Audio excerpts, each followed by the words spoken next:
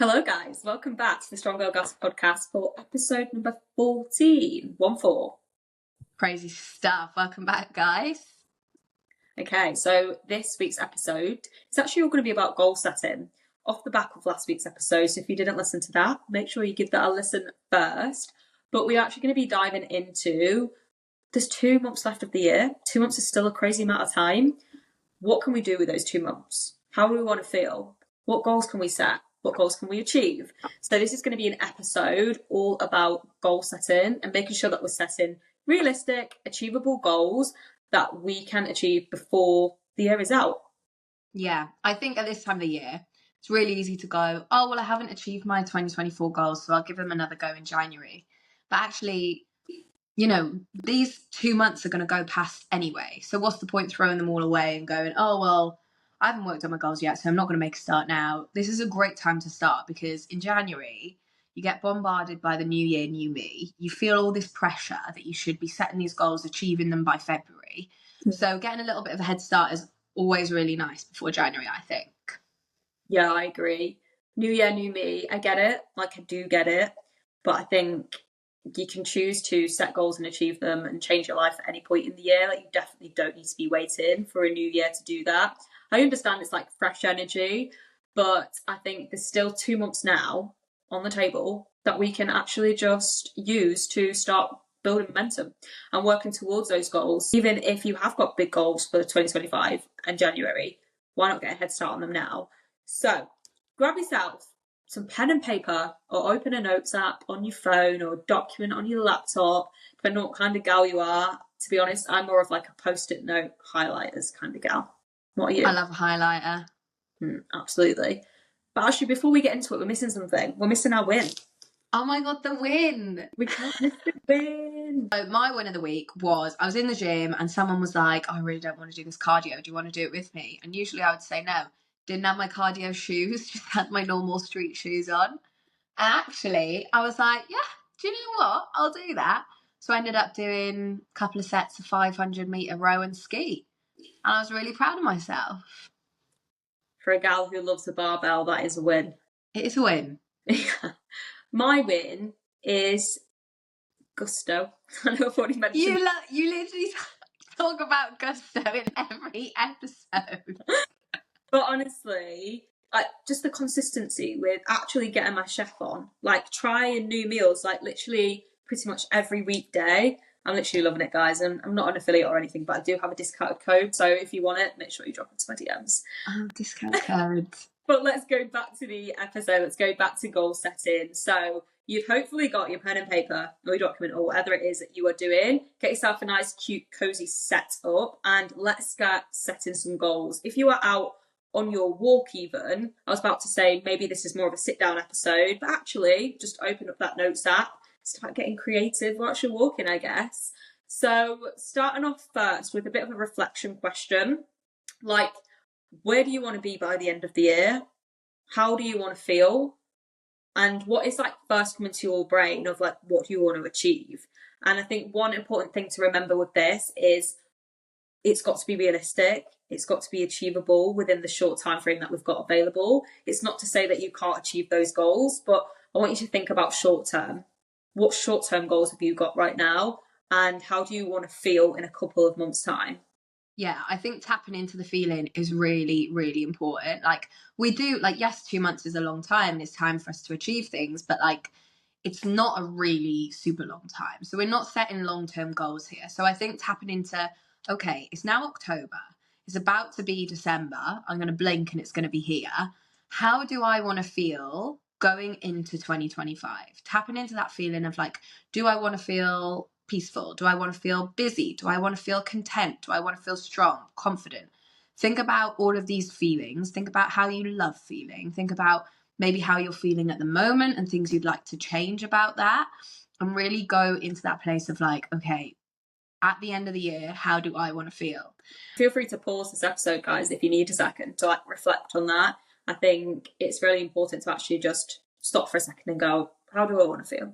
I'm even thinking now, how do I want to feel by the end of the year? On to thinking about what will create that feeling. It's all well and good being oh, by the end of the year, I want to feel content. but I want to feel confident. Okay, what do those two words mean to you? Because feeling confident for me is going to look different to feeling confident for Jess. So thinking about what will create the feeling that you're trying to achieve. So, for example, let's say you've paused this episode and by the end of the year, you want to feel strong and peaceful. For you, feeling strong might be getting a 50 kg back squat. Feeling peaceful might feel like having a little bit less on your plate. So it's working out those actual tangible things then that contribute to that feeling.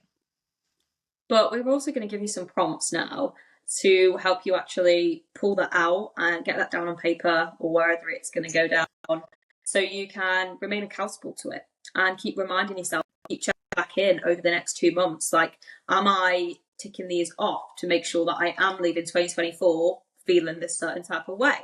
So we're going to split the goals into 2 categories. We're going to split them into like lifestyle and habits, and that's going to be really about the way that you are feeling. We're then also going to split it into performance, and that's going to be more like the way that you are performing and acting and the things that you are doing inside of the gym. But I also think outside of the gym as well. Like, when I'm saying performance, it could even be something like run around the park with your kids without getting out of breath. Like, I know that's maybe more of a long-term goal, but it definitely could be something that you could be starting chipping away at now. So let's start first of all with the lifestyle and habit category.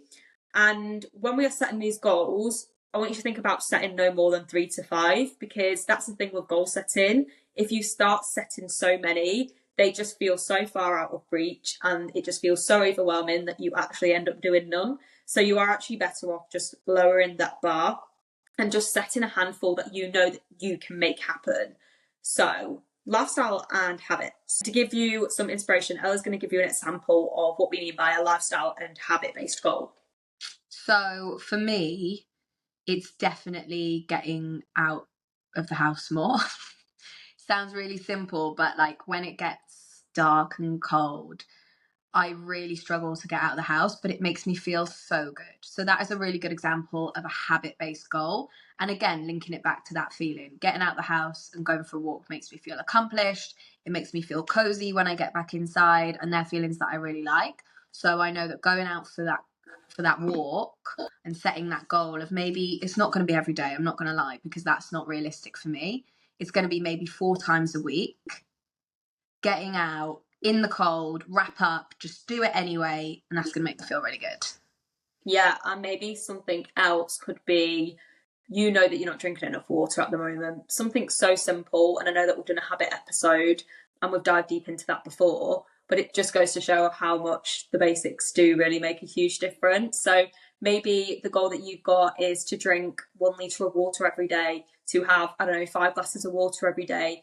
They're the kind of goals that we are talking about. So if you haven't already and you want to, feel free to pause and really start reflecting on 3 to 5 habits and lifestyle based goals that you want to make a non-negotiable and a consistent in your routine by the end of the year, because it is so possible. You've just got to get it down and you've got to start then. I think the first step is always setting the goal, right? Once it's down, you can then be like, how can I make this happen? And by just getting it down, you are automatically making yourself accountable to make it happen.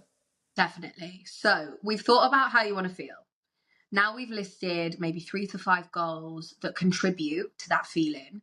Now let's think about what actions we can take, realistic actions, to get to those goals. So, with my walk, for me, if it's not scheduled, if it's not written down in my calendar, I'm not doing it. So my first action I'm going away and doing is 4 times a week scheduling in my Google Calendar an outdoor walk.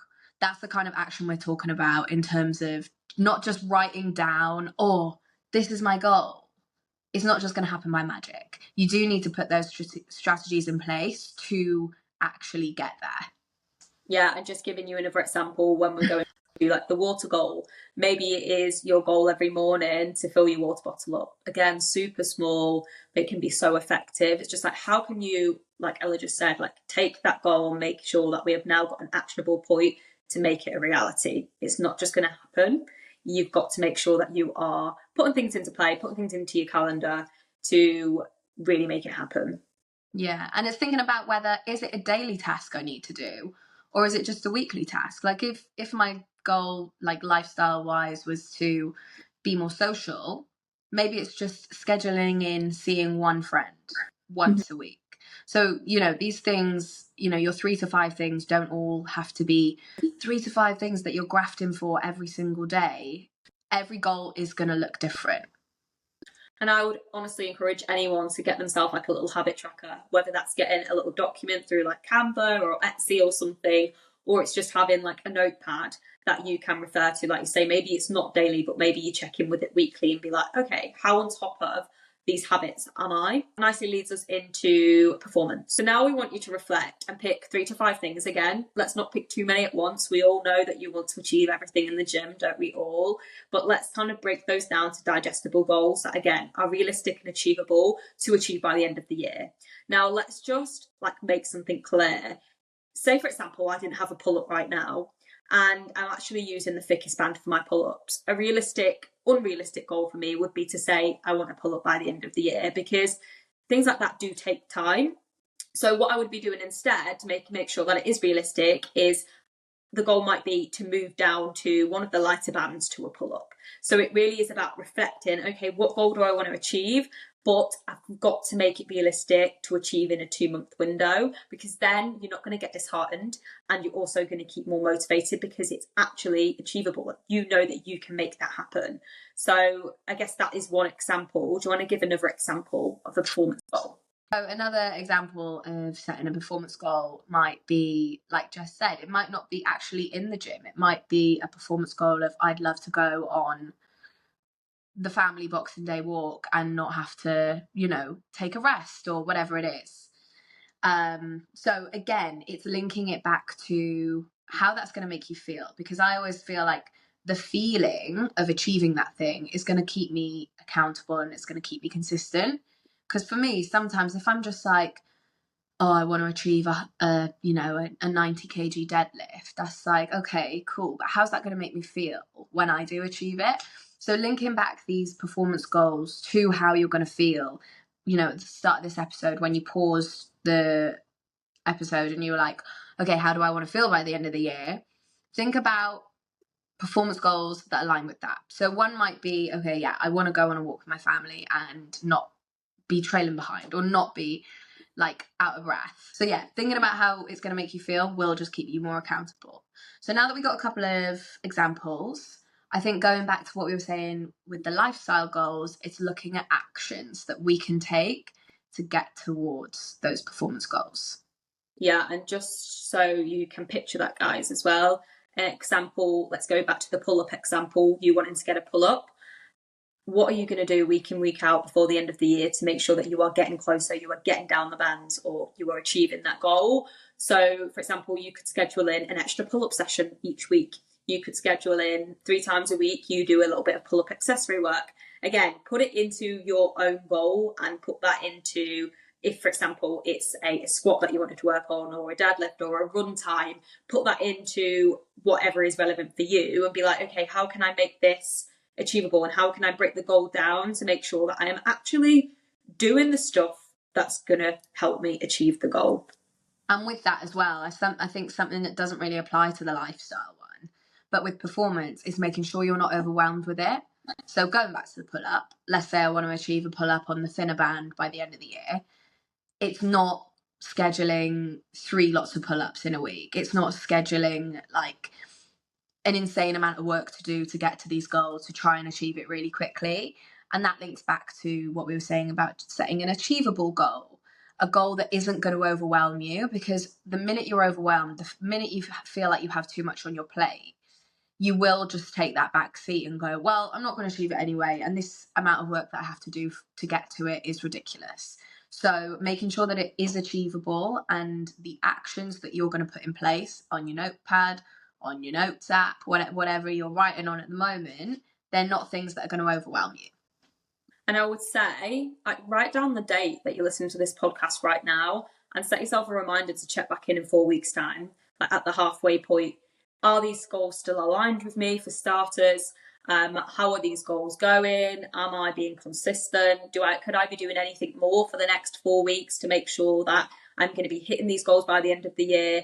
Or am I so far away that actually maybe it wasn't a realistic goal in the first place? Or again, it's unaligned now and I actually don't even want that goal anymore. I think it's super important to check back in and just like, sometimes we can get caught in the hamster wheel of just like achieving things. And it's not until you take a second to go, hang on, am I even bothered about this? Do I even want to achieve this? Or like, is this even benefiting me anyway? So I think that's something super important to kind of leave on as well. Yeah, and I think it's like not only just going, okay, are these goals still aligned with me, but it's going, okay, are they aligned with me? Yes or no? Am I nearly there? Yes or no? And allowing yourself space to adjust as well. So maybe if you said you wanted that pull up, maybe you do need to, at the 4-week point, adjust to, okay, I'm not going to get the pull up, but I will get it with the lighter band. So it's not throwing the goal away if you don't feel like you're making good headway towards it. It's just adjusting to keep you consistent and keep you getting towards that goal. So if you are on your podcast walk doing this, you can pause it at this point because I'm about to wrap up everything that we've spoken about. So think about how you want to feel at the end of the year. Think about what that feeling looks like for you. Write these things down. Then have a look at what you need to do action-wise to get to that feeling, to get to those 3 to 5 actionable goals. They're the 3 stages we want you to think about, to go and write down. And like Jess said, write down the date, set a calendar reminder to check back in 4 weeks. Another way that you can keep accountable is to come and join our free Facebook Strong Girl Goss community group, because inside of there you'll find a thread that literally just asks you, tells the goal that you want to achieve by the end of the year, and you can share all 3 to 5 times 2 goals that you've just set if you would really like to, or you can just share one with us. And it's just, sometimes it's really good to just share with others because it keeps you accountable and keeps you on it. Equally, if you're not inside of that group, feel free to send a screenshot of your notes app or a picture of your notebook to either me or Ella through DM, and just find a way to keep yourself accountable. Because the thing is with goal setting, as much as it can feel amazing, but at the time that you are setting your goals, like it's easy to just take your foot off the pedal and forget about them the next day if you are not taking action or keeping accountable in any way to make them a reality. And I'd like to probably leave on the note to like just a bit of a reminder really, and a bit of a harsh truth, I guess, but like you are in control of this and it's only you that can make them become a reality. And I think sometimes taking responsibility is absolutely key, to be like, okay, these are my goals. How am I going to make them happen? Like no one else is going to do it for me. And I think that's really important to remember. Definitely. Well, I'm definitely going to go away from this podcast and write some goals down. Absolutely. But thank you so much, guys, as always, for checking into this episode. And we will see you next week for another episode. See you next week.